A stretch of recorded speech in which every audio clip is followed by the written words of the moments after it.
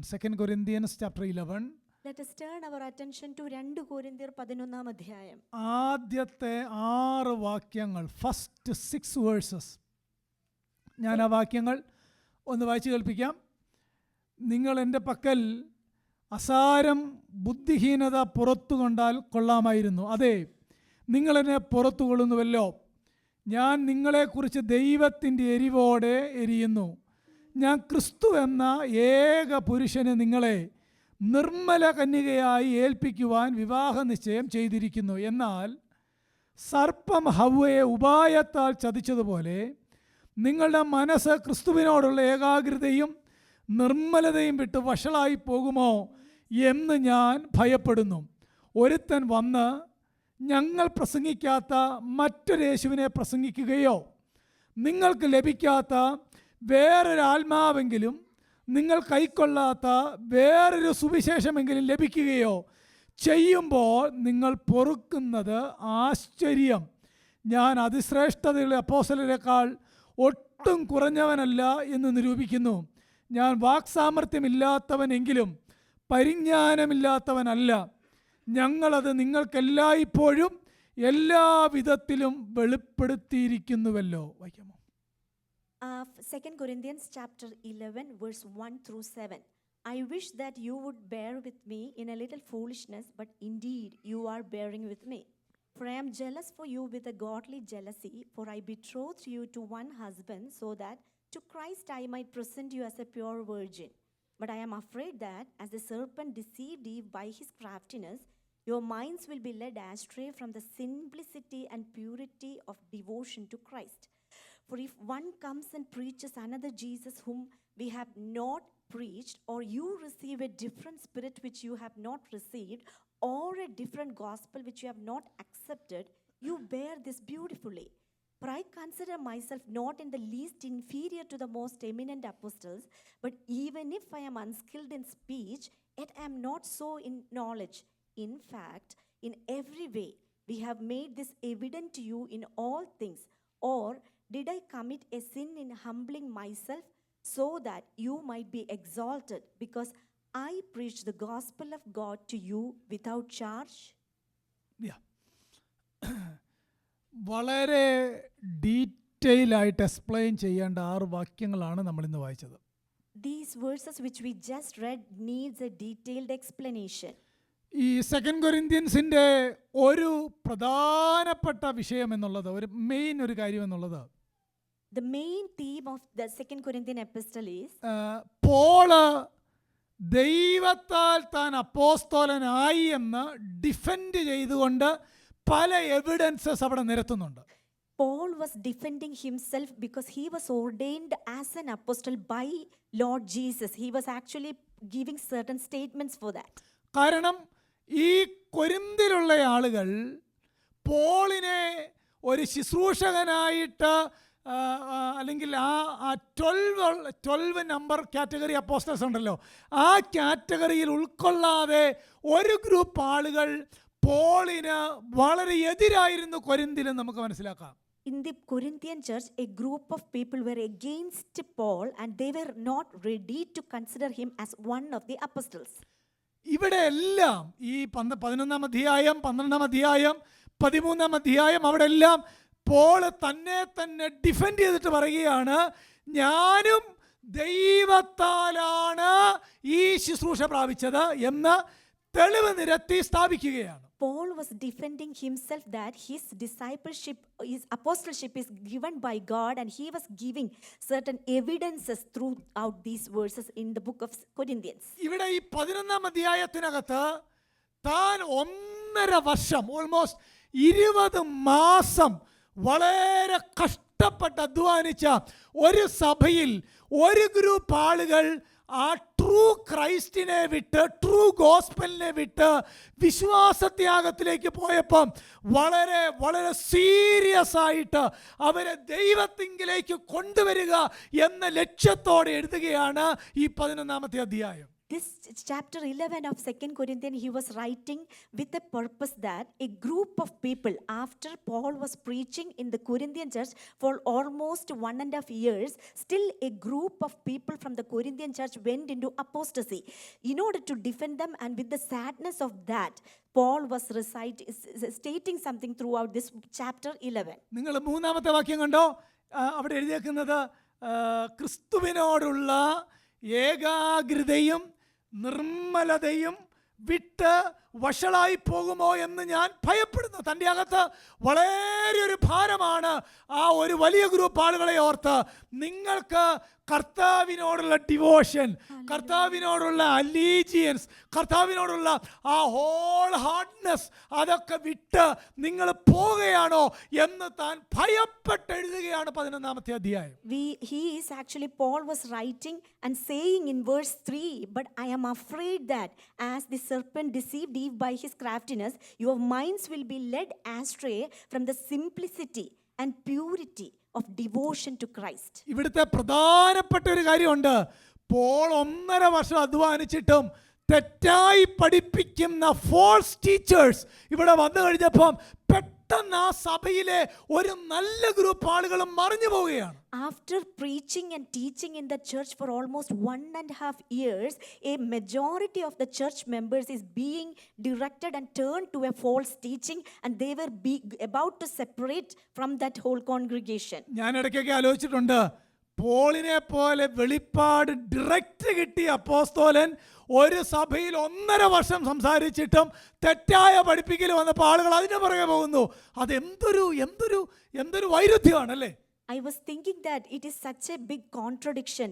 Like, even though Paul was such an eloquent and such a selected apostle, still after preaching and teaching for almost 1.5 years, it is such a big paradox. We can see that a majority of the church is being turned away and they are going to apostasy. ഇതേ വേദന ഗലാത്യലേഖനം 3-ാം അധ്യായത്തിനകത്തുണ്ട്. ഇത്ര വേഗം നിങ്ങളെ മറിച്ചു കളഞ്ഞുവോ എന്ന് അപ്പോസ്തലൻ ചോദിക്കുന്നുണ്ട്. The same kind of pain, with that pain, Paul was mentioning how soon are you being overturned to that different faith. In the book of Galatians we can see that. അങ്ങനെ പോയ ആളുകളെ ആ ട്രൂത്ത് മനസ്സിലാക്കാനായിട്ടുള്ള തൻ്റെ ശ്രമമാണ് ഈ 11-ാം അധ്യായത്തിൽ ആത്മനിയോഗത്തോടെ അപ്പോസ്തലൻ ചെയ്യുന്നത്. Paul is actually, with the burden of spirit, he is actually defending his apostleship and is confirming and affirming the faith for the group of people who is going to apostasy. ദൈവദിനമൊക്കെ വളരെ ഡീപ്പായിട്ടും detail ആയിട്ടൊക്കെ പറഞ്ഞിട്ടും ചിലപ്പോഴൊക്കെ കേൾവിക്കാർക്ക് ദൈവമേ ഇത് ഹൃദയത്തിലേക്ക് പോകുന്നില്ലല്ലോ എന്ന് ഓർക്കുമ്പം വളരെ വേദന എനിക്ക് പലപ്പോഴും ഉണ്ടായിട്ടുണ്ട്. പക്ഷേ അത് ഇന്ന് തുടങ്ങിയതല്ല, 2000 വർഷമായിട്ട് ആ സംഭവമുണ്ട്. Whenever I preach and teach you very detailed way and in a very clear and concise way the truth of this gospel, still when people are turning away, I felt like this is such a sad situation. But this situation is existing since the world began, or for the 2000 years back itself this phenomena is existing. ഇവിടെ ഒരു 4 കാര്യം ഞാനൊന്ന് കാണിച്ചു തന്നിട്ട് ആ വാക്യങ്ങളൊന്ന് വിശദീകരിക്കാം. 4 കൂട്ടി, ഇംഗ്ലീഷിലെ 4, ഗ്രീക്കിൽ ഗാർ എന്ന് പറയും, 4 കൂട്ടി തുടങ്ങുന്ന 4 പ്രയോഗങ്ങൾ ആ വാക്യത്തിനകത്തുണ്ട്. 11-ാം അധ്യായത്തിന് 2-ാം വാക്യം കണ്ടോ? For I am jealous for you എന്നൊരു കാര്യം കണ്ടോ? അപ്പോസ്തലൻ പറയുകയാണ്, ഞാൻ ദൈവത്തിൻ്റെ എരിവോടെ എരിയുകയാണ്. ഫോർ എന്ന് നമുക്ക് അവിടെ കാണാം. വീണ്ടും 2-ാം വാക്യത്തിൻ്റെ മിഡിലിൽ ഫോർ ഐ ബിട്രോത്തഡ് യു എന്ന് നമുക്ക് വീണ്ടും 2-ാം വാക്യത്തിൽ കാണാം. 4-ാം വാക്യത്തിൽ for if one comes and preaches എന്ന് വീണ്ടും നമുക്ക് കാണാം. 5-ാം വാക്യത്തിനകത്ത് for I consider myself for എന്ന് പറഞ്ഞ് 4 കാര്യം ഈ പാസേജിൽ അപ്പോസ്തലൻ explain ചെയ്തേക്കുകയാണ്.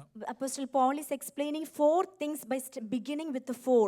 First we can see in verse 2, for I am jealous for you. Second, he is mentioning in the same verse, for I betrothed you to one husband.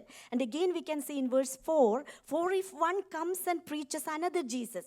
Again in verse 5 we can see, for I consider myself not in the least inferior to the most eminent apostles. ഇതിനെ ഒന്ന് വിശദീകരിക്കാനായിട്ട് പോകണം. ഞാൻ അങ്ങനെ by point ആയിട്ട് പോയാൽ തീരത്തില്ലാത്തതുകൊണ്ട് അതിൻ്റെ overall ഒരു meaning മാത്രം പറയാം. നിങ്ങൾ 11-ാം അധ്യായത്തിൻ്റെ 1-ാം വാക്യം വായിച്ചു നോക്കിയിട്ട് പെട്ടെന്ന് മനസ്സിലാകുന്ന ഒരു രീതിയിലാണോ അപ്പോസ്തലൻ എഴുതിയേക്കുന്നത്? എല്ലാവരും ഒന്ന് വായിച്ചു നോക്കിയേ. നിങ്ങൾ എൻ്റെ പക്കൽ അസാരം ബുദ്ധിഹീനത പുറത്തു കൊണ്ടാൽ കൊള്ളാമായിരുന്നു. അതെ, നിങ്ങൾ എന്നെ പുറത്തു കൊള്ളുന്നുവല്ലോ. എന്തായി പറയുന്നേ? Are we able to understand very clearly if you read first verse? Is it simple? I wish that you would bear with me in a little foolishness, but indeed you are bearing with me. What is the meaning of that word? എന്താ Paul പറയുന്നത്? ഞാൻ ബുദ്ധിഹീനനാണെന്നാണോ? Is Paul mentioning that I am a foolish person? ഇതുവരെയും ഞാൻ പറഞ്ഞതല്ല എൻ്റെ ബുദ്ധിഹീനതയായിട്ട് നിങ്ങൾ കണക്കാക്കി ഇനിയും ഞാൻ പറയുന്ന ബുദ്ധിഹീനത കണക്കാക്കണം എന്നാണ് ആ വാക്യത്തിന്റെ അർത്ഥം? Is Paul stating that I am a foolish person and I am stating some foolishness? Do you have to follow with me with that foolishness? Is he saying like that? വാസ്തവത്തിൽ ഇതൊരു സർക്കാസ്റ്റിക് ആയിട്ടാണ് അപ്പോസ്തലൻ പറയുന്ന കാര്യം. പോളിനെ പറ്റി ഇവിടെ വന്നേക്കുന്ന ദുരുപദേശകർ പറഞ്ഞേക്കുന്നത് ഇവൻ അപ്പോസ്തലനല്ല, ഇവൻ എന്താ ബുദ്ധിഭ്രമം കാണിച്ചിട്ടാണ് ഇതൊക്കെ പറയുന്നത്. ഇങ്ങനെ പലവിധമായ കാര്യങ്ങൾ ആ സഭയിൽ ഓൾറെഡി മെർജ് ചെയ്ത് കഴിഞ്ഞു. അപ്പോസ്തലൻ അവരുടെ ആ ആശയത്തെ തന്നെ മുൻനിർത്തിക്കൊണ്ട് പറയുകയാണ്, നിങ്ങൾ എൻ്റെ പക്കൽ കുറച്ച് ബുദ്ധിഹീനത പുറത്തു കൊണ്ടാൽ കൊള്ളാമായിരുന്നു. കാരണം നിങ്ങൾ ഇതുവരെയും ഞാൻ പറഞ്ഞ പല ബുദ്ധിഹീനതയും പുറത്തു കൊണ്ടല്ലോ എന്ന് പറഞ്ഞാൽ അതിൻ്റെ അർത്ഥം ഇത്രയും നേരം ഞാൻ പറഞ്ഞ 1-ാമത്തെ ലേഖനവും പോൾ 4 ലേഖനം കൊരിന്ത്യർക്ക് എഴുതിയിട്ടുണ്ടെന്നാണ് മനസ്സിലാക്കുന്നത്. 1-ാമത്തെ ലേഖനം 2-ാമത്തെ ലേഖനം ഒക്കെ നിങ്ങൾ വായിക്കുകയും മനസ്സിലാക്കുകയും നിങ്ങൾ ചില ആളുകൾ അനുസരിക്കുകയൊക്കെ ചെയ്തല്ലോ. ഇനി എനിക്ക് കുറച്ചുകൂടെ പറയാനായിട്ടുണ്ട്. നിങ്ങൾ ബുദ്ധിഹീനത എന്ന് പറഞ്ഞാലും കുഴപ്പമില്ല, അതുകൂടെയും ഒന്ന് കേൾക്കണം എന്ന ആശയത്തിലാണ് 11-ന്റെ 1. മനസ്സിലായോ? He was saying that you were listening to me, but you were thinking that I am insane or I am saying out of my insanity. But please listen that even though you are considering in this way, I am going to continue to say more things and you need to listen me. എന്ന് പറഞ്ഞാലേ ബുദ്ധിഹീനരായ കൊരിന്ത്യരോട് ഇങ്ങനെ പറഞ്ഞാലേ അവർക്ക് എന്ത് ചെയ്യത്തുള്ളൂ? നമ്മൾ ചില ആളുകളോട് ഇങ്ങനെ പറഞ്ഞാലല്ലേ മനസ്സിലാവുള്ളൂ. Because the Corinthian people, a group of people are foolish. Because to that group, we need to give a token in the same way. ഞാൻ വാസ്തവത്തിൽ ഈ 11-ന്റെ 1 ആദ്യം വായിച്ചപ്പോൾ ഉണ്ടല്ലോ, വെരി ഓണസ്റ്റ്, എനിക്ക് ഒന്നും മനസ്സിലായില്ല എന്താ എഴുതി വെച്ചേക്കുന്നുള്ള കാര്യം. When I first read the first verse of chapter 11 of 2 Corinthians, I didn't understand at all. ഇത് മനസ്സിലാക്കാൻ അല്ലെങ്കിൽ ആ ഒരു ശൈലിയിൽ മറ്റ് വാക്യങ്ങളും പുസ്തകത്തിൽ ഉണ്ടെന്നുള്ളതിന് ഒരു നല്ല റെഫറൻസ് ആണ് പ്രോവർബ് 26-ന്റെ 4-5 വായിച്ചു നോക്കിയാൽ മതി. എന്താ എഴുതിയേക്കുന്നത് അറിയാമോ? പ്രോവർബ് 26-ന്റെ 4-5 മൂഢന് താൻ ജ്ഞാനി എന്ന് തോന്നാതിരിക്കേണ്ടതിന് അവൻ്റെ ഭോഷത്വത്തിന് ഒത്തവണ്ണം അവനോട് ഉത്തരം പറയണമെന്ന്. മനസ്സിലാവുന്നോ?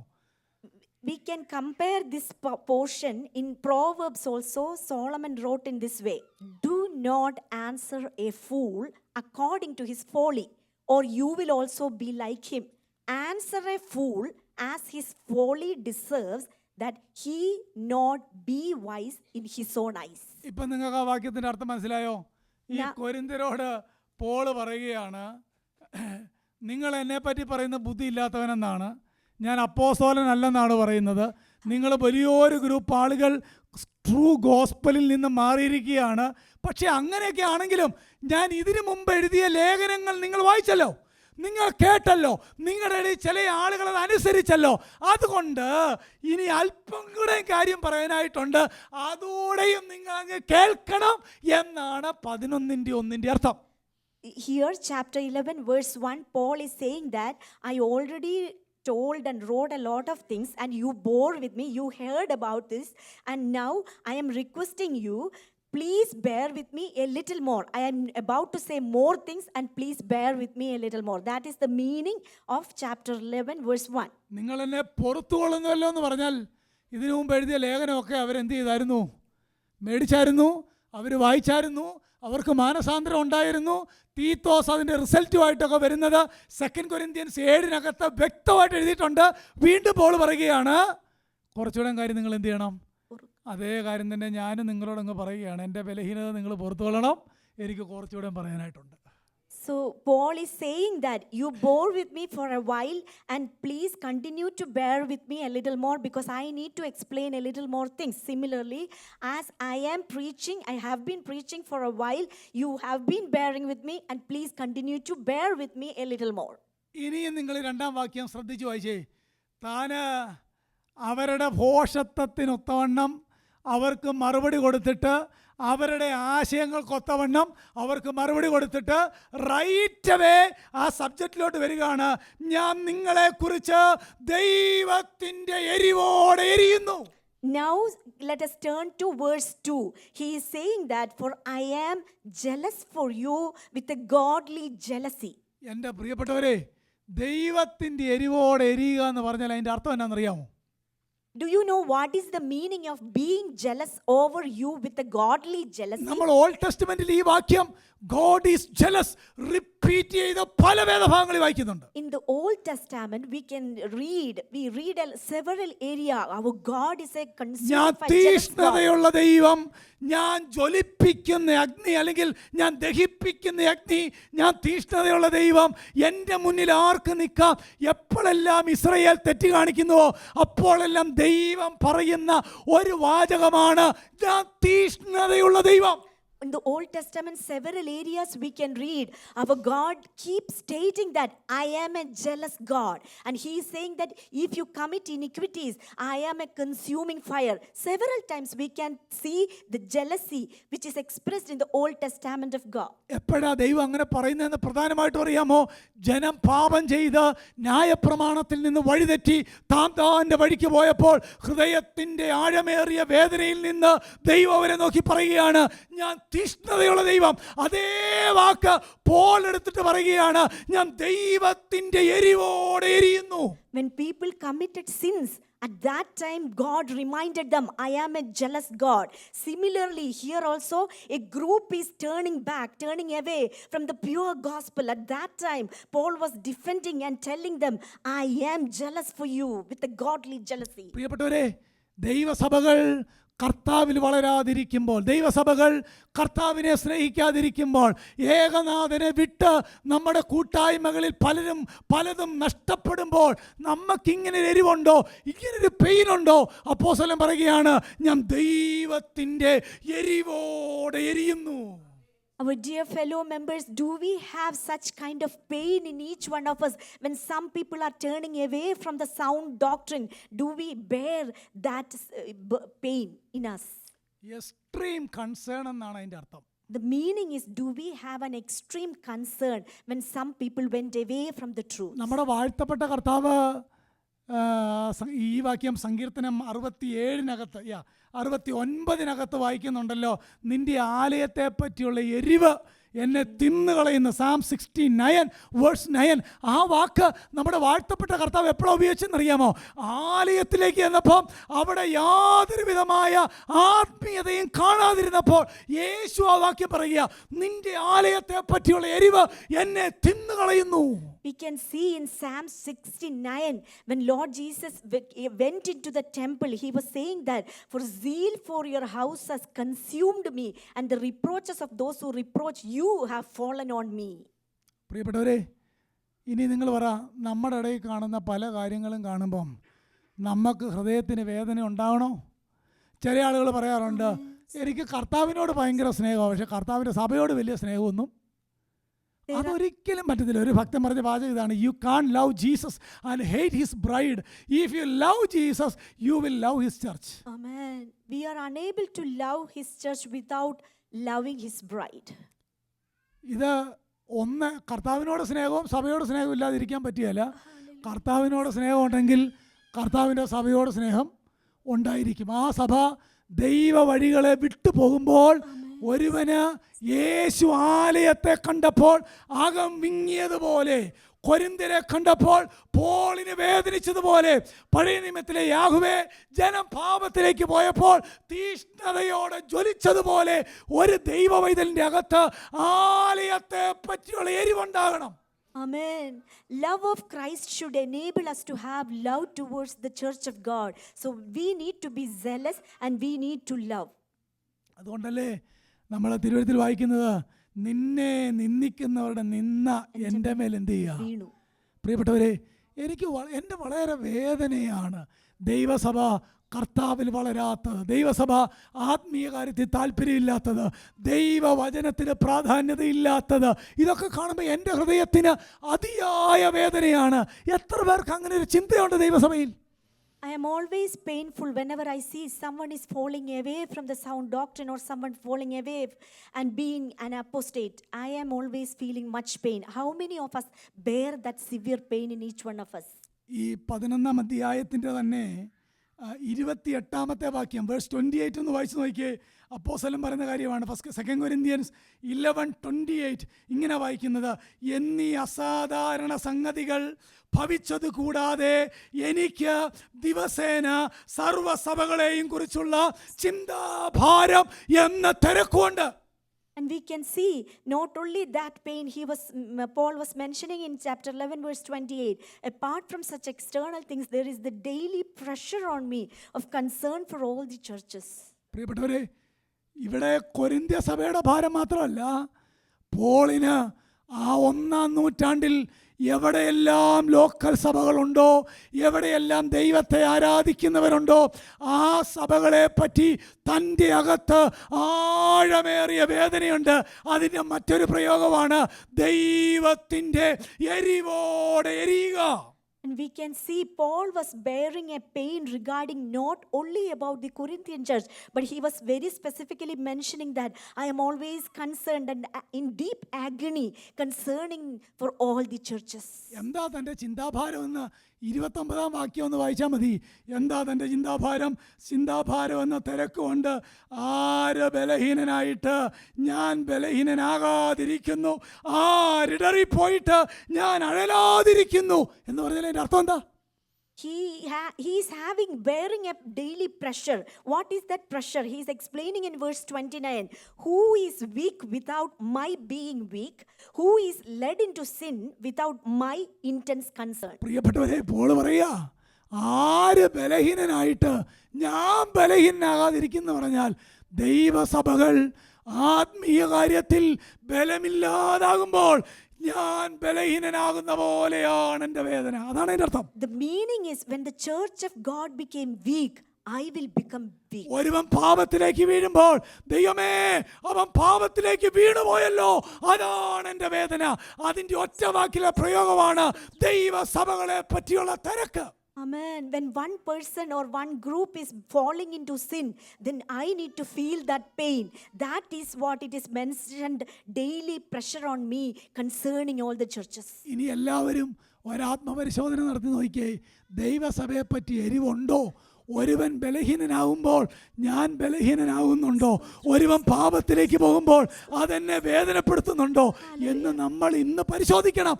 അല്ലാതെ പെരിഫറലായിട്ട് നമുക്ക് ഇഷ്ടമുള്ളത് കാണുന്നതല്ല ക്രിസ്ത്യാനിറ്റി.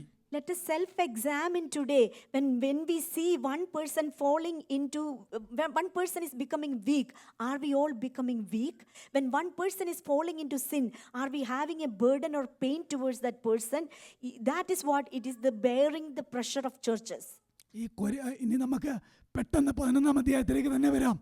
കൊരിന്ത്യ സഭയുടെ ഒരു പ്രശ്നം എന്നാണെന്നറിയാമോ? എല്ലാറ്റിനെയും നമ്മുടെ ഒരു ടേം ഉപയോഗിച്ചാൽ ഇൻക്ലൂസീവ് സഭയായിരുന്നു. എന്ന് പറഞ്ഞാൽ സകലതിനെ ഉൾക്കൊള്ളാൻ തയ്യാറായിരുന്നു.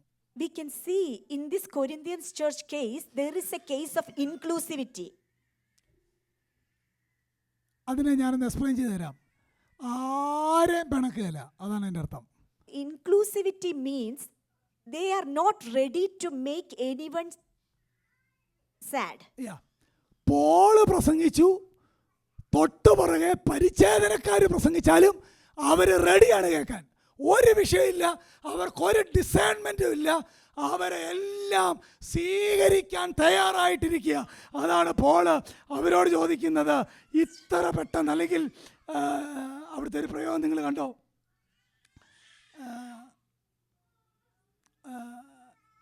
ഞങ്ങൾ പ്രസംഗിക്കാത്ത വേറൊരു യേശു, ഞങ്ങൾ പറയാത്ത വേറൊരു സുവിശേഷം, ഞങ്ങൾക്കില്ലാത്ത വേറൊരു ആത്മാവ്, ഇതിനെയൊക്കെ പുറത്തുകൊള്ളുന്നത് ആശ്ചര്യം. And we can see here, for if one comes and preaches another Jesus whom we have not preached, or you receive a different spirit which you have not received, or a different gospel which you have not accepted, you bear this beautifully. That is what it is happening there. പ്രിയപ്പെട്ടവരെ, എല്ലാവരെയും സ്വീകരിക്കുന്ന, എല്ലാറ്റിനെയും സ്വാഗതം ചെയ്യുന്ന ആ പരിപാടി ദൈവസഭയ്ക്ക് പറ്റുകയില്ല. A church, a pure virgin of Christ, is not a good place to accept everything freely. നമ്മൾ ഇങ്ങനെയൊക്കെ പറയുമ്പം നമ്മൾ സാധാരണ പറയുന്ന ഒരു ന്യായമുണ്ട്, ബ്രദറെ ആരെയും വിധിക്കണ്ട, ആരെയും എന്ത് ചെയ്യണ്ട, വിധിക്കണ്ട. At that time, usually we say this statement, brother, we should not judge others. Mathew 7:7 വാക്യം അല്ലേ? Mathew 7:7. Matthew 7:7, we can see that verse. ആ അധ്യായം താഴോട്ട് വായിക്കുമ്പം കർത്താവ് എന്നാ പറഞ്ഞെന്ന് അറിയാമോ? കള്ളപ്രവാചകന്മാരെ സൂക്ഷിച്ചുകൊള്ളുവിൻ. അങ്ങനെയല്ലേ വായിക്കും? അങ്ങനെയെങ്കിൽ വിധിക്കാവോ? We can see in Matthew chapter 7, he is saying that be aware of false prophets. Then are we able to condemn false prophets? കൃത്യമായിട്ടും അങ്ങനെ ചെയ്യണം എന്നാണ് കർത്താവ് പറഞ്ഞത്. മനസ്സിലാവുന്നു? Lord Jesus warned us we have to be very careful, and we can't judge if that person is a false prophet. വിധിക്കരുതെന്ന് പറഞ്ഞാൽ എല്ലാറ്റിനെയും ഉൾക്കൊള്ളുക എന്നല്ല അർത്ഥം. വിധിക്കരുതെന്ന് പറഞ്ഞാൽ അവിടുത്തെ അർത്ഥം കൃത്യമായിട്ട് മനസ്സിലാക്കണം. അതിങ്ങനെ എല്ലാം ഉൾക്കൊള്ളണമെന്നല്ല പറഞ്ഞതിൻ്റെ അർത്ഥം. Do not judge. The meaning is not to include or accept everything. Do not judge is a different meaning than to have a continuous selectivity, all selection. പ്രിയപ്പെട്ടവരെ, Inclusivity. കൊരിന്ത്യരുടെ പ്രശ്നം എന്ന് പറഞ്ഞാൽ കർത്താവും വേണം, കുറച്ച് ആൾക്കാരുടെ വേണം. മനസ്സിലാവുന്നു? The problem here in the Corinthian church is they need Christ as well as they need another group they are preaching other than Christ. ഇവിടുത്തെ പദം കണ്ടോ? ക്രിസ്തു എന്ന ഏക പുരുഷന്. We can see here Christ, he is a one husband. അതിൻ്റെ ഇടയ്ക്ക് വേറെ ആരുമില്ല. There is no one in between that husband. കർത്താവിനോടുള്ള ഡിവോഷന്റെ ഇടയ്ക്ക് വേറെ ഒരാളുമില്ല. To the devotion to the Christ, there is no one in the middle between that devotion. ഈ കല്യാണം കഴിക്കാനായിട്ട് നമ്മൾ പെണ്ണ് കാണാനായിട്ടൊക്കെ പോകുമ്പോഴേ നമ്മളോട് കല്യാണം കഴിക്കുന്ന അല്ലെങ്കിൽ ചെറുക്കനെ പെണ്ണോ ആരെങ്കിലും പറഞ്ഞെന്ന് കൂട്ടുക, ഒരു വർഷം 365 days ആണുള്ളത്, 364 days ഞാൻ നിൻ്റെ കൂടെ താമസിക്കും, 1 day ഞാൻ എൻ്റെ ബോയ് ഫ്രണ്ടിൻ്റെ കൂടെ പോകുമെന്ന് പറഞ്ഞാൽ ആരെങ്കിലും സംഭവിക്കുമോ? Just imagine when you go for a marriage proposal and when you start having some conversation with the bride and the groom, if the bride say to the groom that I'll definitely live with you for the whole 364 days except 1 day I'll go and stay with my boyfriend, are we ready to bear that type of bride? ഇല്ലല്ലോ അല്ലേ? നമ്മൾ അങ്ങനെ ചെയ്യത്തില്ലെങ്കിൽ Hallelujah. ക്രിസ്തുവിനോടുള്ള നിർമ്മലതയും ഏകാഗ്രതയും വിട്ട് Hallelujah. ക്രിസ്തു എന്ന ഏക പുരുഷന് വേറെ ഒരു സഭയിൽ 2 കൂട്ടരേ ഉള്ളൂ, മൂന്നാമതൊരു ഗ്രൂപ്പില്ല. ഒന്നെങ്കിൽ ഡിവോട്ടഡ് ടു ക്രൈസ്റ്റ് അല്ലെങ്കിൽ ഡിസീവ്ഡ്. Amen. 2 പദം കിട്ടിയോ? In a church, ഒന്നെങ്കിൽ കർത്താവിനോട് ഡിവോഷനുള്ള ഒരു ഗ്രൂപ്പ് അല്ലെങ്കിൽ വഞ്ചിക്കപ്പെട്ട group. in a church there are only 2 groups, either one group with a complete devotion and desire towards Christ, or another group that is completely deceived and rejecting Christ. ഞാൻ നിങ്ങളോട് ഇത് വിശദീകരിക്കുന്നതിന് മുമ്പ് ചോദിക്കുക, നമ്മൾ ഏത് ഗ്രൂപ്പിലാ? Before explaining that, let us examine which group we belong to. വഞ്ചിച്ചും വഞ്ചിക്കപ്പെട്ടും എന്ന് നമ്മൾ 2 Timothy വായിക്കുന്നുണ്ട്.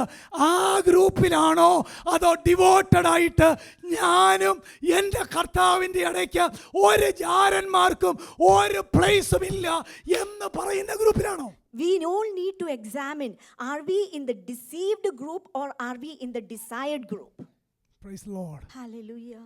പൗലോസിൻ്റെ ഭയം, ആ വാക്ക് കണ്ടോ?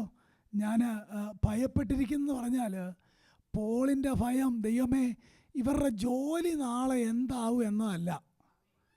മനസ്സിലാവുന്നോ? Amen. ഇവരുടെ ജീവസന്ധാരണം ഓർത്തല്ല പോളിൻ്റെ ഭയം. ഇവർക്കും കർത്താവിനും ഇടയ്ക്ക് ആരെങ്കിലും വന്ന് ഇവരെ വചനത്തിൽ നിന്ന് അകറ്റുന്നോ എന്നതാണ് തൻ്റെ ഭയം. Paul is not being afraid of their day-to-day lives, but Paul is very much afraid whether someone is deceiving them and someone is meddling with the relationship between Christ and them. Praise the Lord. Hallelujah, hallelujah. ഞാൻ ഒരല്പം ഒരു Jewish വിവാഹം എന്താണെന്ന് പെട്ടെന്ന് പറയാം, ഒറ്റ സെന്റൻസിൽ പറയാം. I am going to explain what is a Jewish wedding in one sentence. ഇവിടെ വിവാഹ നിശ്ചയം എന്നാണ് എഴുതിയേക്കുന്നത്, വിവാഹ നിശ്ചയം. Here we can see a betrothal. യഹൂദനെ സംബന്ധിച്ചിടത്തോളം വിവാഹം നിശ്ചയം കഴിഞ്ഞാൽ വിവാഹം കഴിഞ്ഞതിന് തുല്യമാണ്. When we consider a Jew has such an importance to betrothal because it is considered just as having a wedding day. നല്ല എക്സാമ്പിൾ ആണ് Joseph Mary. The best example is Joseph and Mary. കല്യാണം കഴിക്കുന്നതിന് മുമ്പ് ഗൂഢമായിട്ട് ഉപേക്ഷിക്കാനായിട്ട് Joseph എന്ത് ചെയ്തു? കാരണം അതിൻ്റെ അർത്ഥം എന്നാണെന്നറിയാമോ? ഒരു യഹൂദ പാരമ്പര്യം അനുസരിച്ച് ഒരു പെങ്കൊച്ച് എൻഗേജ്ഡ് ആയാൽ പിന്നെ ലോകത്തോട് ഒരു ബന്ധമില്ല. We can see as the best example our Lord Jesus' parents, Joseph and Mary. Before the marriage, Joseph was considering to abandon Mary secretly. That shows an example how much importance for a Jewish wedding the betrothals were. ജൂവിഷിൻ്റെ system ഇതിൻ്റെ ഇടയ്ക്ക് വിവാഹ നിശ്ചയം കഴിഞ്ഞിട്ട് വീണ്ടും മറ്റ് ബന്ധങ്ങൾ നിമിത്തം ഇത് മാറിപ്പോയാൽ വിവാഹം അല്ലെങ്കിൽ ഡിവോഴ്സ് ആയ പോലെയാണ് കണക്കാക്കുന്നത്. മറ്റൊരു നിലയിൽ അവരുടെ റബിമാരുണ്ടാക്കിയേക്കുന്ന നിയമം അങ്ങനെയുള്ളവരെ കല്ലെറിഞ്ഞ് കൊല്ലണമെന്നായിരുന്നു അന്ന്. According to Jewish custom, if a betrothal happened, then if there is any problem, then that marriage is considered, that betrothal is considered as a divorce. And Jewish priests usually tell, we have to stone that person to death. പ്രിയപ്പെട്ടവരെ, ഈ എൻഗേജ്മെന്റിനും വിവാഹത്തിനും ഇടയ്ക്ക് ഈ മണവാട്ടിയെ സൂക്ഷിക്കേണ്ടത് ആ വീട്ടിലെ പിതാവിൻ്റെ ഉത്തരവാദിത്വമാണ്. Between this wedding betrothal and wedding day, it is the father's duty to protect as a pure virgin the bride for the groom. അതുകൊണ്ടാണ് പൗലോസ് പറഞ്ഞത്, നിങ്ങൾക്ക് ക്രിസ്തുവിൽ 10,000 ഗുരുക്കന്മാരുണ്ടെങ്കിലും പിതാക്കന്മാർ ഏറെയില്ല, ഞാനല്ലോ സുവിശേഷത്താൽ നിങ്ങളെ ജനിപ്പിച്ചത്.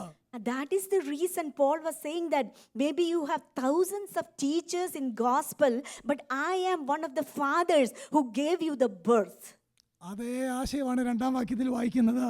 ഞാൻ നിങ്ങളെക്കുറിച്ച് ദൈവത്തിൻ്റെ എരിവോട് എരിയുന്നു, ഞാൻ നിങ്ങളെ ക്രിസ്തു എന്ന ഏക പുരുഷന് നിർമ്മല കന്യകയായി ഏൽപ്പിപ്പാൻ വിവാഹ നിശ്ചയം ചെയ്തിരിക്കുന്നു. എൻ്റെ ഉത്തരവാദിത്തമാണ്.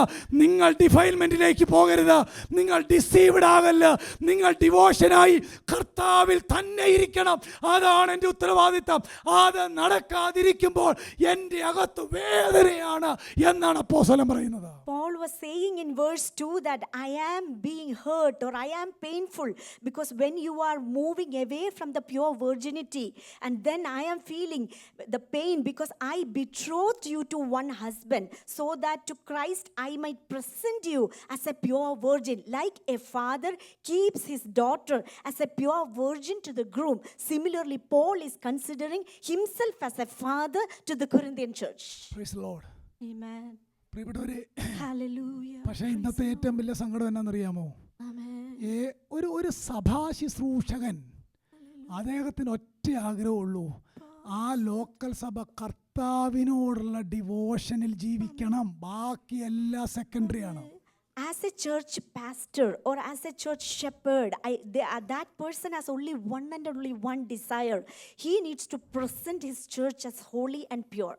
അതിനാണ് ഒരു ശുശ്രൂഷകന്റെ അകത്ത് ദൈവത്തിൻ്റെ വേദന, the pain of God. That is why a minister of God has a pain of God. ഒരാൾ ആത്മീയമായിട്ട് വളരുന്നില്ലെങ്കിൽ ഹൃദയവേദനയാണ്. If a person is not growing spiritually, that leader will have that അങ്ങനെയെങ്കിൽ pain. സഭയിലെ ഓരോ അംഗങ്ങളും അങ്ങനെ ഒരു കാഴ്ചപ്പാടുണ്ടെങ്കിൽ നമ്മൾ എത്ര ആത്മീയമായിട്ട് വളർന്നേനെ. നമ്മൾ ഒരിക്കലും ഡിസീവ്ഡ് ആകില്ലായിരുന്നു. നമ്മളെപ്പോഴും കർത്താവിനോടുള്ള നിർമ്മലതയിലും ഏകാഗ്രതയിലും തുടരുമായിരുന്നു. If all members have that type of responsibility and that type of pain in their heart, then the simplicity and purity of devotion to Christ of a local church will be how beautiful. Old ടെസ്റ്റ്മെന്റില് പ്രവാചകൻ പറയുന്നൊരു കാര്യമുണ്ട് ഇസ്രായേലിനെ പറ്റി. ഞാനല്ലാതെ ദൈവത്തിൻ്റെ കാര്യമാണ്.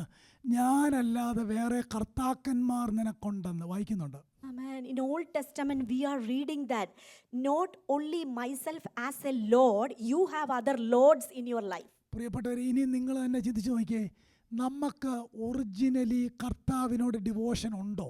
Let us examine, do we have a true devotion to our Lord അത് as നമ്മൾ Lord? ഈ താൽക്കാലിക കാര്യം അതൊക്കെ നടക്കണം. കർത്താവ് അതൊക്കെ നമുക്ക് ചെയ്തു തരും. ഈ താൽക്കാലിക കാര്യം കേൾക്കുമ്പോഴാണോ നമുക്ക് കർത്താവിനോട് സ്നേഹം?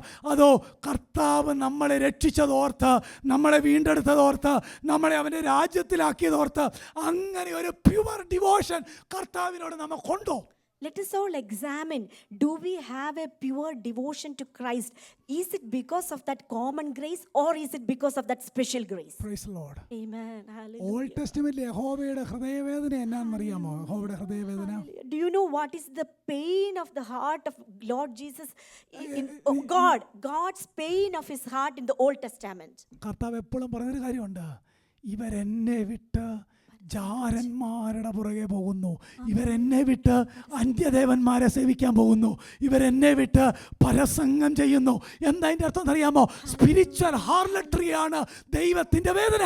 The pain of God was always people are going after another person and they are doing some harlotry. That is the pain we can see throughout in the Old Testament. ഞാൻ ഇഷ്ടം പോലെ റെഫറൻസ് ഒക്കെ എഴുതിക്കൊണ്ട് വന്നിട്ടുണ്ട്, പക്ഷേ പറയാനായിട്ട് സമയമില്ല.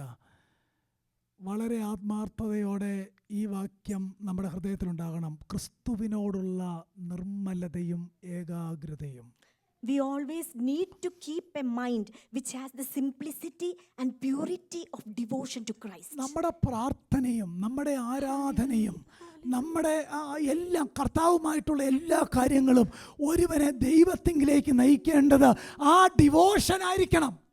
Whatever we do, whether we pray or whether we do some services, all things should lead and give us a devotion, a complete devotion to Christ, and we should have the simplicity and that purity of devotion to Christ. പ്രിയപ്പെട്ടവരെ, ദേമാസിനെ പറ്റി Paul വേദനയോടെ പറയുന്നുണ്ട്, അവൻ എന്നെ വിട്ട് ലോകത്തെ സ്നേഹിച്ച് തെസ്സലോനിക്കയ്ക്ക് പോയി. We can see very clearly Paul was giving us an example of Demas. He actually left Paul and he loved the world and left the whole program. നമ്മളെ പറ്റി അങ്ങനെ പറയരുത്. മനസ്സിലാവുന്ന ഞാൻ പറഞ്ഞ കാര്യം? Not one of us be entitled to that situation. കർത്താവിനോടുള്ള devotion ആയിരിക്കണം ഫാസ്റ്റിങ്ങിന് എന്നെ പ്രേരിപ്പിക്കുന്ന ഘടകം. കർത്താവിനോടുള്ള ഡിവോഷൻ ആയിരിക്കണം പ്രാർത്ഥിക്കാൻ എന്നെ പ്രേരിപ്പിക്കുന്ന ഘടകം. കർത്താവിനോടുള്ള ഡിവോഷൻ ആയിരിക്കണം ആരാധനയ്ക്ക് എന്നെ പ്രേരിപ്പിക്കുന്ന ഘടകം. Whether fasting or praying or worship or services, whatever it is, the devotion to Christ should be the main source of all these services. ഈ ആരാധന എന്ന് പറയുമ്പോൾ ഒരു കാര്യം കൂടെ ഞാൻ പറയാം. നമ്മുടെ ഇടയിൽ കോമൺ ആയിട്ട് വന്നേക്കുന്ന ഒരു കുഴപ്പമുണ്ട്. ഒരു കുഴപ്പം ഇവിടെ മാത്രമല്ല, ഒരു കോമൺ കുഴപ്പം. There is a common problem existing in the terms of worship. ആരാധന എന്ന് പറഞ്ഞാൽ നമ്മൾ ചിന്തിച്ചേക്കുന്നത് നമുക്കെന്തോ തൃപ്തി കിട്ടണം, അതാണ് നമ്മുടെ conclusion, right? We are thinking that when we worship, we need to be satisfied. പക്ഷെ വർഷിപ്പ് എന്ന് പറഞ്ഞാൽ അതല്ല, ദൈവം സാറ്റിസ്ഫൈഡ് ആകുന്നുണ്ടോ എന്നുള്ളതാണ്. But truly, the meaning of worship is not whether we are being pleased, but we always need to consider whether God is being pleased by the worship. നമുക്ക് ഇഷ്ടമുള്ള പാട്ട് പാടുമ്പോൾ, നല്ല മ്യൂസിക് മനോഹരമായിട്ട് പ്ലേ ചെയ്യുമ്പോൾ നമുക്കൊരു സാറ്റിസ്ഫാക്ഷൻ ഉണ്ടാകുന്നു എന്നത് സത്യമാണ്. പക്ഷേ that is not worship. When we sing some songs which we like and when we play music which we like, then we will be happy. But that is not the true meaning of worship. We always need to think and consider whether God is happy. ദൈവം satisfied ആയോ? He is satisfied. Our നമ്മൾ God is പാട്ട് പാടി satisfied. നിർത്തി കഴിയുമ്പോൾ ദൈവം പ്രസാദിച്ചോ? Whether God is pleasing and whether God is satisfied. ഞാൻ ദൈവ സാന്നിധ്യം അനുഭവിച്ചോ എന്നുള്ളത് രണ്ടാമത്തെ കാര്യമാണ്. ദൈവം പ്രസാദിച്ചോ എന്നുള്ളതാണ് ഒന്നാമത്തെ കാര്യം. Whether you felt the presence of God, that is secondary. But we need to think whether in our sacrifice, whether God is pleased or not. പക്ഷെ നമ്മളെപ്പോഴും നമ്മുടെ തൃപ്തിയാണ്, നമുക്കൊരു ഫുൾഫിൽമെന്റ് ആണ്, നമുക്കാകെ ഒരു എനർജി ഉണ്ടാകണം എന്നുള്ളതാണ് നമ്മുടെ ചിന്ത. നോ, അതല്ല ബൈബിൾ പറയുന്നത്. ദൈവം സാറ്റിസ്ഫൈഡ് ആണ്. But many times we consider true worship is having a satisfaction in ourselves. But that is not truly the meaning of what is worship. The true meaning of worship is whether our God is satisfied with whatever we present. നമ്മുടെ ചോദ്യം ഈ ഭാഗത്തുനിന്ന്, ദൈവത്തോട് നമുക്ക് ഏകാഗ്ര ഹൃദയമുണ്ടോ? The question towards us is, do we have a pure devotion to Christ? Half hearted ആയിട്ടുള്ള ഒരിടപാടും കർത്താവിന് വേണ്ട. God doesn't require a half-hearted sacrifice. അതുകൊണ്ടാണ് ഞാൻ ആരംഭത്തിൽ പറഞ്ഞത്, ഒന്നെങ്കിൽ ഡിവോട്ടഡ് ടു ക്രൈസ്റ്റ് അല്ലെങ്കിൽ ഡിസീവ്ഡ് ആണ്. മൂന്നാമതൊരു group സഭയിലില്ല. That is the reason I mentioned that in a church only two groups. One group who is extremely devoted and the other group is extremely deceived. നമുക്ക് ഇങ്ങനെ പറഞ്ഞാല് ആദരം കൊണ്ട് മാത്രം പറഞ്ഞാ പോരാ, ചില കാര്യങ്ങൾ ചെയ്താ പോരാ. ഹൃദയത്തിന്റെ അകത്ത് ദൈവവുമായിട്ട് ഒരു living relationship. I would like to say that there are certain things when we perform, there are certain things when we say, we are just saying with our mouth, but do we have a sincere devotion from the bottom of our heart? ഇതുകൊണ്ടല്ലേ പാട്ടുകാരൻ പാടിയത്, പിരിയാ ബന്ധമാണിത്, പിരിയാ ബന്ധമാണിത്. അതുകൊണ്ടാണ് എല്ലാ ക്രൈസിസും വന്നപ്പം Paul റോമാലേഖനം 8 പറഞ്ഞു നിർത്തിയത്, ഇതിൽ നിന്ന് എന്നെ വേർപിരിക്കുന്നത് ആര്? That is the reason Paul was saying that this is a relationship which cannot be broken. And Paul was very beautifully mentioning, nothing can separate me from the love of Christ. പ്രിയപ്പെട്ടവരെ, അതുകൊണ്ട് കൊരിന്ത്യര് എക്സ്ക്ലൂസീവ്സ് ആയിരുന്നെങ്കിൽ ഇന്നത്തെ നമ്മുടെ local church എക്സ്ക്ലൂസീവ്സ്, കൊരിന്ത്യര് ഇൻക്ലൂസീവ്സ് ആയിരുന്നെങ്കിൽ നമ്മുടെ local church exclusive ആയിരിക്കണം. വേറെ ആരും അതിൻ്റെ ഇടയ്ക്കില്ല. ഒരു ജാരന്മാരെയും അതിൻ്റെ ഇടയ്ക്ക് പ്രൈസ് ചെയ്യരുത്, ഞാനും എൻ്റെ കർത്താവും മാത്രം. We always need to be serious. Do not place in between you and God. Always you have a pure devotion to Christ. എന്തിനാ ഫാസ്റ്റിംഗ് എന്നറിയാമോ? Fasting, What is the purpose of fasting? എൻ്റെ ബ്രദറെ പ്രാർത്ഥിച്ചിട്ട് നടക്കുന്നില്ല, എന്നാൽ പിന്നെ ഉപവസിച്ച് എന്ത് ചെയ്തേക്കാം? Maybe we think that there are certain prayers are not being answered. In order to receive answers to our prayers, maybe we think that we need to fast and pray. നമുക്ക് ചില ആൾക്കാരൊക്കെ പറഞ്ഞു 7 10 ഒക്കെ ഇരുന്നാലും, അങ്ങനെ ഞാൻ എൻ്റെ ഈ പുസ്തകത്തിൽ കണ്ടിട്ടില്ല. There are certain people who advise if we sit for 7 days or 10 days or certain days, number of days, then our prayers will be answered. ഉപവാസത്താലും പ്രാർത്ഥനയാലും അല്ലാതെ ഈ വ്യാധി, അത് മറ്റൊരു കാര്യം തിരുവെഴുത്തിനകത്തുണ്ട്. ഫാസ്റ്റിംഗ് എന്ന് പറഞ്ഞാൽ നമ്മുടെ കർത്താവ് പറഞ്ഞ എന്നാണെന്നറിയാമോ? മണവാളൻ പോകുമ്പോൾ, അതിൻ്റെ ആത്മീയത തന്നെ, ഞാനും എൻ്റെ കർത്താവുമായിട്ടുള്ള ബന്ധം എവിടെയെങ്കിലും കുറയുന്നെന്ന് തോന്നിക്കഴിഞ്ഞാൽ ആഹാരം വേണ്ടെന്ന് വെക്കുക. Hallelujah. Fasting, we can see that it is not mentioned to have fasting in specific number of days, but there is a verse that without fasting and praying, these things will not be moved. So fasting is actually have a pure devotion. If something comes in between the relationship between us and God, then we need to clear and move away that thing from the relationship. In order to keep a pure devotion to Christ, we need to fast and pray. ഒന്നുകൂടെ പറഞ്ഞുതരാം. Fasting, നമ്മുടെ കർത്താവ് പറഞ്ഞ എന്നാ? മണവാളൻ കൂടെ ഉള്ളപ്പോൾ ഉപവസിക്കണ്ട, മണവാളിനവരെ പിരിയുന്ന കാലം വരെ വന്നവരെന്ത് ചെയ്തോളും. അങ്ങനെയെങ്കിലും അതിൻ്റെ അർത്ഥം എന്നാ? ഇപ്പോൾ ഉപവസിക്കണമെന്നാ? അതിനകത്ത് മറ്റൊരർത്ഥം വേണേൽ പറഞ്ഞാൽ അതിൻ്റെ അർത്ഥം എന്നാന്ന് എനിക്കിങ്ങനെ പറഞ്ഞുതരാം. ഞാനും എൻ്റെ കർത്താവുമായിട്ടുള്ള ബന്ധം സോ ക്ലോസ് ആയിട്ടിരിക്കുമ്പം എന്തെങ്കിലും ചെറിയ തകരാറുകൾ ഉണ്ടെന്ന് തോന്നൽ വന്നാൽ ആഹാരം വേണ്ടെന്ന് വെച്ച് കർത്താവിനോട് ചേർന്നിരിക്കുക. അതിൻ്റെ പേരാണ് new testament fasting. In New Testament, fasting is whenever you feel there is something in between the relationship between you and your Father, then you need to avoid anything which distracts you from the Father, especially food. Then avoid that food and the eating time and spend more time with your Father. When you fast എന്നാണ് വാക്യം, if you fast എന്നല്ല. അന്നേരം ഉപവസിക്കണമെന്നാണ് അർത്ഥം. It is a command. It is not mentioned that if you fast, but it is when you fast. It mentioned in that way. നമ്മൾ ഈ ഫാസ്റ്റിങ്ങിനൊക്കെ പൊതുവെ എടുക്കുന്ന ഒരു വാക്യമാണ്, ഞങ്ങൾക്ക് ഞങ്ങളുടെ കുഞ്ഞുകുട്ടികൾക്കും ഒരു. അതിൻ്റെ അർത്ഥം നമ്മുടെ വ്യാഖ്യാനം എന്നാ? ഞങ്ങൾക്ക് ദീർഘകാലം ജീവിക്കണം, എൻ്റെ മക്കളെല്ലാം ഡോക്ടറാണ്, പ്രസിഡൻ്റാണ്, ഇതാണ് നമുക്ക് നമ്മുടെ കുഞ്ഞുകുട്ടികൾക്കും ഉള്ള ശുഭകാലം, റൈറ്റ്? അതിനാ നിങ്ങളിങ്ങനൊന്നും കേട്ടിട്ടില്ല? ഞാൻ ഒത്തിരി കേട്ടിട്ടുണ്ട് ഫ്രണ്ട് ഇരുന്നുകൊണ്ട്. I usually hear whenever we fast, there is a verse usually mentioned. We and us for our children, we need a pleasant journey. In order to get that in this life, there are certain people exhorting them to fast. അവിടെ എസ്രായുടെ കാലത്തെ ഫാസ്റ്റിങ്ങിൻ്റെ അർത്ഥം എന്നാണെന്നറിയാമോ?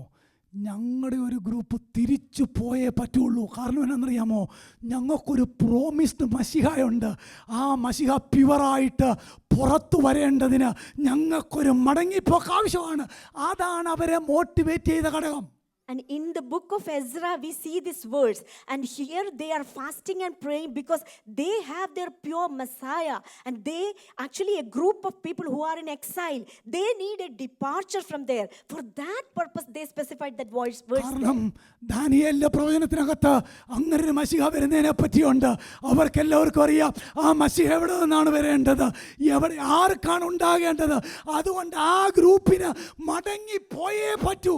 അതാണ് അവർ പ്രാർത്ഥിച്ചത്, ഞങ്ങൾക്കും ഞങ്ങളുടെ കുഞ്ഞുകുട്ടികൾക്കും ഒരു ശുഭയാത്ര. A group of people, they need to return to their promised land. That is the reason they mentioned a group of young children are also being into exile. So that is why they specified we and our children need to have a journey back to our promised land. അങ്ങനെയെങ്കിൽ നമ്മുടെ ഉപവാസത്തിൻ്റെയും നമ്മുടെ പ്രാർത്ഥനയുടെയും നമ്മുടെ ആരാധനയുടെയും എല്ലാം ultimate ലക്ഷ്യം എന്നുള്ളത് നമ്മളും നമ്മുടെ കർത്താവുമായിട്ടുള്ള devotion മാത്രമായിരിക്കണം. So our prayers and our worship and our services and our fasting, everything should only have one and only one motive, that our path between us and God should be straight and clear and pure. പ്രിയപ്പെട്ടവരെ, Hallelujah. North Korea എല്ലാവർക്കും അറിയാമല്ലോ, അവിടുത്തെ religion എന്നാന്നൊക്കെ. North Korea, We are all familiar with the situation currently in the state of North Korea. ചില വർഷങ്ങൾക്ക് മുമ്പ് അവിടുത്തെ ക്രിസ്ത്യാനിറ്റിയുടെ ഒരു ആർട്ടിക്കിൾ വായിച്ച എൻ്റെ ഒരു ടീച്ചർ എനിക്ക് പറഞ്ഞു തന്നൊരു കാര്യം പറയാം. A couple of years back, one of my teachers gave me an article, അദ്ദേഹം വായിച്ചതിനോട് and he read an article and he shared that with me.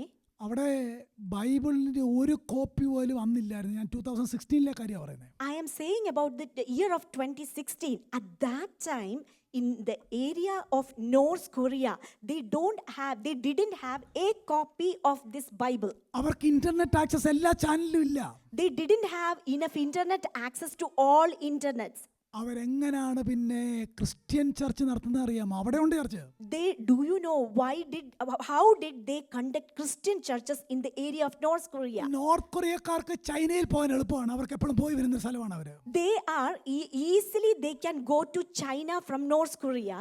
അവരവിടെ ചെന്നിട്ട് വാക്യങ്ങളും ചാപ്റ്റേഴ്സും കാണാതെ പഠിക്കും. They usually travel to China and they memorize a lot of verses from the book of Bible. അങ്ങനെ കാണാതെ പഠിച്ച ആളുകളാണ് സഭായോഗം നടത്തുന്നത്. After they memorize certain verses, they will return to North Korea and they lead the church worship. അവിടെ കാണാതെ പഠിച്ച ആളുകൾ വിശ്വാസികളായിട്ടുണ്ട്. Pastor പറയുകയാണ് റോമാലേഖനം 1:1 പറയുമ്പോൾ അവിടെ നിന്ന് ഒരാൾ പറയുകയാണ് അങ്ങനെ നോർത്ത് കൊറിയയിലെ church.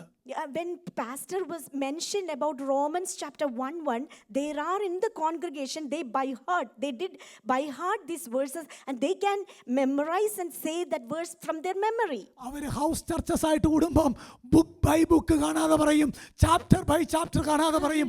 എന്നാണെന്നറിയാമോ?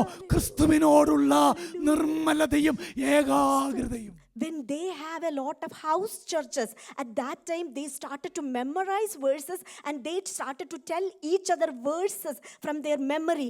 Do you know what it shows? It shows the pure devotion to Christ. പ്രിയപ്പെട്ടവരെ, Hallelujah. ആത്മാർത്ഥതയോടെ മറുപടി പറയണം.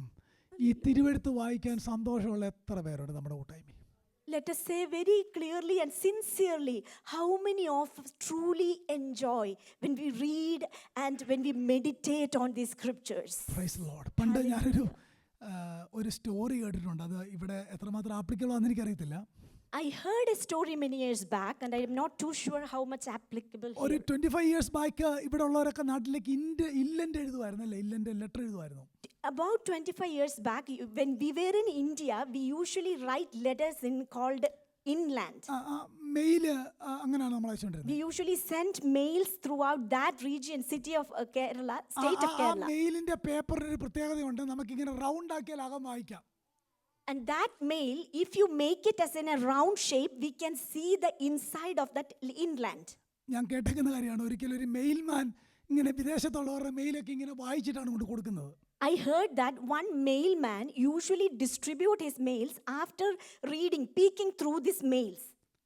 അങ്ങനെ ഒരു ആൻറ്റിക്ക് കൊണ്ടുപോയി ഈ മെയിൽമാൻ ഈ ലെറ്റർ കൊടുത്തു. And one day this mailman, after peeking through that mail, he handed one mail to an auntie in a house. ആകെ അതിനകത്ത് ഞാനിവിടെ സുഖമാണ്, നീ ഇവിടെ സുഖമാണ്, പിള്ളേരെന്ത് ഇത്ര കൊള്ളു, ടോട്ടൽ എത്ര ഉള്ളു? In that mail, in summary, I am fine, I hope you are fine and children are fine. That is the summary of that mail. ഈ ലെറ്റർ ആ വീട്ടിലെ ആൻറ്റിയിലോട്ട് കൊടുത്തപ്പോൾ പുള്ളിക്കാരി അത് പൊട്ടിച്ചു. When that mail was handed, auntie suddenly opened that mail. ഈ പുള്ളിക്കാരി ഒരു 15 minutes ആ ലെറ്റർ എന്നോട് വായിക്കുകയാണ്. That auntie was standing there and reading over and over that same letter almost for 50 minutes. അന്നേരം ഈ മെയിൽമാൻ ചിന്തിച്ചു, അതിനകത്ത് എന്നെ എഴുതിയേക്കുന്നേ, അവിടെ സുഖം ഇവിടെ സുഖം, നമുക്ക് എല്ലാവർക്കും സുഖം, അത്രേ ഉള്ളൂ. Mailman was thinking, that letter has only few sentences, then why she is standing and thinking about this mail for so long time? അതിന്റെ അർത്ഥം എന്നാണെന്നറിയാമോ? മെയിൽമാൻ അതൊരു ലെറ്ററാണ്, ആ ആൻറ്റിക്ക് അത് ഹസ്ബൻഡിന്റെ എഴുത്താണ്. Amen. The meaning is, to mailman, that is a piece of mail. But to that aunt, that is a letter or something from his sweetheart. കർത്താവിനോട് ബന്ധമുണ്ടെങ്കിലേ ഈ പുസ്തകം സ്വീറ്റായിട്ട് തോന്നുകയുള്ളൂ. Whenever we have a pure devotion to Christ, then only we will feel sweet. Whenever we go through കർത്താവിനോട് exclusive devotion ഉള്ളവർക്ക് ഈ പുസ്തകം sweet ആയിരിക്കും. when we have an exclusive relationship to our Father, then this book and the words in the Holy Bible will be always sweeter than honey. ഞാൻ ജീവിതത്തിൽ ഏറ്റവും അധികം സന്തോഷിക്കുന്നത് ഈ പുസ്തകം വായിച്ച് മനസ്സിലാക്കുമ്പോഴാണ്. I always being so happy and I will be in immense joy whenever read through the words of നമുക്ക് the എന്തുകൊണ്ടാണെന്ന് scripture. അറിയാമോ വചനം വായിക്കാൻ താല്പര്യമില്ലാത്ത? Do you know why we do not have an interest to read the scripture? First Peter chapter 2 തന്നെയാണ് വായിക്കുന്നത്. ആകയാൽ സകല ഭാരവും മുറുകെ പറ്റുന്ന വ്യാജഭാവവും ആകയാൽ ദുഷ്ടതയും എല്ലാ വ്യാജഭാവവും എല്ലാ ചതിവും ദുഷ്ടതയും അസൂയയും എല്ലാ നുണയും നീക്കിക്കളഞ്ഞ്, ഇപ്പോൾ ജനിച്ച ശിശു. അതിൻ്റെ അർത്ഥം ഞാൻ ഇങ്ങനെ വ്യാഖ്യാനിക്കാം. ഈ അസൂയയും വ്യാജഭാവവും എല്ലാ നുണയും ദുഷ്ടതയും നമ്മുടെ ജീവിതത്തിൽ ഇരിക്കുന്നിടത്തോളം കാലം ഈ പുസ്തകം വായിക്കാൻ തോന്നുകയില്ല. മനസ്സിലാവുന്നോ? Hallelujah.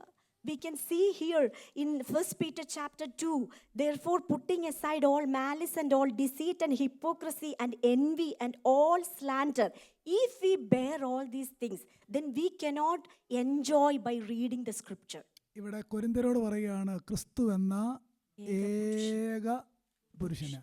Here we can see Paul is defending his apostleship and telling Corinthians, I am presenting you as a pure virgin to the one husband, Christ. സങ്കീർത്തനത്തിൽ നമ്മൾ നല്ലൊരു പാട്ട് ഉണ്ടല്ലോ, എന്താ, സുന്ദരന മനോഹര നിന്നെ പിരിഞ്ഞി ലോകയാത്ര. ഈ ജാരന്മാരൊന്നും ഇതിൻ്റെ ഇടയ്ക്ക് എന്ത് ചെയ്യാൻ പറ്റിയല്ല. ഒരു സ്പിരിച്വൽ ഹാർലറ്ററി ഇല്ല. കർത്താവ് ഞാനും മാത്രം. അതാണ് Christianity. A living relationship, life long living relationship. Amen. In Christianity is a lifelong living relationship with Christ. 73 സങ്കീർത്തനത്തിന് അതൊരു വാക്യമുണ്ട്, നിന്നെ അല്ലാതെ ഞാൻ ഒന്നും, ഭൂമിയിലും സ്വർഗത്തിൽ നീയല്ലാതെ ആരുമില്ല, ഭൂമിയിലും നിന്നെയല്ലാതെ ഒന്നും ഞാൻ ആഗ്രഹിക്കുന്നില്ല. Psalm 73, Asaph singing a beautiful song, and he is saying in the psalm, on earth whom I can desire for, and in heaven also there is no one except you. ഇവിടെ ആ കർത്താവിനുള്ള ഡിവോഷൻ കൊരിന്ത്യർക്ക് ഇല്ലെന്ന് പറയാൻ വേണ്ടി ഒരു വാക്ക് അവിടെ എഴുതി വെച്ചിട്ടുണ്ട്, സർപ്പം ഹവ്വയെ ഉപായത്താ ചതിച്ചതുപോലെ. In order to explain the devotion, the breakup, or the problem, he is giving a beautiful example from the Old Testament. Serpent, as serpent deceived Eve by his craftiness. എപ്പോഴും ഓർത്തോണം, ഫോൾസ് ടീച്ചേഴ്സ് നമ്മളോട് പറയുന്നത് 100% തെറ്റല്ല. Amen. Always be aware. False teachers or preachers do not say 100% false things. Half truth അതിനകത്തുണ്ട്. There will always be half truths. നമ്മുടെ നാട്ടിൽ ഈ രാജ്യത്ത് $200 വ്യാജ നോട്ടില്ല. കാര്യം എന്നാ? Original ഇല്ലാത്തോണ്ടാ. Here we cannot see a bill of $200. Why? And there is no fake dollars because there is no original for $200. പ്രിയപ്പെട്ടവരെ, ഞാൻ പറഞ്ഞു വന്നതിൻ്റെ അർത്ഥം, ഹവ്വ ചിന്തിച്ചത് ഞാൻ ചീറ്റ് ചെയ്യപ്പെടുകയാണെന്ന് ഓർത്തല്ല അവൾ കഴിച്ചത്. അവൾ ഓർത്തത് ഇത് ട്രൂ ആണെന്ന് ഓർത്താണ് കഴിച്ചത്. മനസ്സിലാവുന്നോ? Eve ate the fruit not because she was thinking that it is a deception, but she believed that it is truth. That's the reason she ate the അവൾ fruit. ഓർത്തത് ഈ പറയുന്നത് സത്യമാണ് എന്നോർത്ത് മാത്രമാണ് കഴിച്ചത്, അല്ല ദൈവത്തോടുള്ള പിണക്കം കൊണ്ടല്ല. ഇങ്ങനെയാണ് ഫോൾസ് ടീച്ചേഴ്സ് നമ്മളെ കർത്താവിൽ നിന്ന് അകറ്റുന്നത്. Eve didn't consider that it is a craftiness from this Satan, but she was believing that it is truth. In a similar way, false teachers convince us half truth and half false, and they will deceive us. അതുകൊണ്ട് ഞാൻ പറഞ്ഞില്ല, ഞാൻ വിശദമായിട്ട് അങ്ങനെ ഞാൻ സിസ്റ്റമാറ്റിക്കായിട്ട് നോട്ടൊക്കെ ഉണ്ടാക്കിയൊന്നും അങ്ങനെ പ്രസംഗിച്ചില്ലെന്നേ ഉള്ളൂ. കർത്താവിനോടുള്ള നമ്മുടെ loyalty to God, loyalty to Christ, loyalty to true gospel, loyalty to Holy Spirit, loyalty to the truth, ഇതെല്ലാം ആ വാക്യത്തിനകത്തുണ്ട്. We can see here loyalty to God the Father, loyalty to Christ the Son, loyalty to Holy Spirit, and also loyalty to the Scripture. We can see all these things. ഒരു ഭക്തൻ പറഞ്ഞത്, പിശാചിൻ്റെ ഏറ്റവും വലിയ ആയുധം, ഒത്തിരി പേര് അങ്ങനെ പറയാറുണ്ട്, ഏറ്റവും വലിയ ആയുധം ignorance of the holy scripture ആണെന്ന് പറഞ്ഞേ. Ignorance of the Holy Scripture is the best weapon Satan always used to deceive people. തിരുവെഴുത്തിനെ പറ്റി ബോധ്യമില്ലെങ്കിൽ നമ്മളും വഞ്ചിക്കപ്പെടും. If we do not have a clear understanding about the Scripture, we all will be deceived. ഇവിടെ നിന്ന് ഒരാൾ പ്രസംഗിക്കുമ്പം അത് തിരുവെഴുത്തിൻ പ്രകാരം പരിശോധിക്കേണ്ടത് ദൈവസഭയുടെ ഉത്തരവാദിത്വമാണ്. Church of God has the biggest responsibility. When someone preaches on the pulpit, we need to examine whether that is from the Scripture. അല്ലെങ്കിൽ വഞ്ചിക്കപ്പെടും എന്നതിനകത്ത് യാതൊരു സംശയമില്ല. Otherwise, you or I will be deceived. There is no doubt regarding that. അതുകൊണ്ട് ഈ ബുദ്ധിഹീനതയും കൂടെയും നിങ്ങൾ പുറത്തു കൊള്ളണം. That is the reason. Please bear with me this little foolishness too. മനസ്സിലാവുന്ന ഞാൻ പറഞ്ഞതിന്റെ അർത്ഥം?